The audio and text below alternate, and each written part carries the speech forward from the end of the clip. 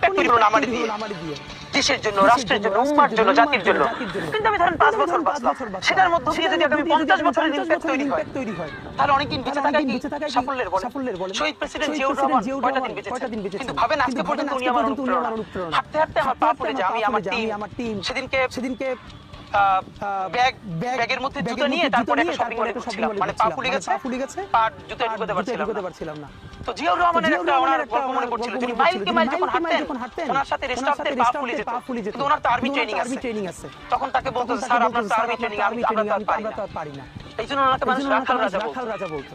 আমরাও সারা বাংলাদেশের 56,000 বর্গ মাইলে হাঁটতে চাই, আমরা ইনসাফের চাষাবাদ করতে চাই, একটা স্বাধীন সার্বভৌমত্বের সততার বাংলাদেশ তৈরি করতে চাই। আল্লাহ যে কয়দিন হায়াতে রাখবেন এই লড়াইটা করব, যেদিন নিয়ে যাবেন আমি স্বপ্ন দেখে যেতে চাই, আমি আমাদের এমন টিম, আমি আমার সন্তানকে রেখে যেতে চাই, আমার মৃত্যুর পর্যন্ত এই লড়াই বন্ধ না হয়, এই লড়াই যেন বাংলাদেশে কিয়ামত পর্যন্ত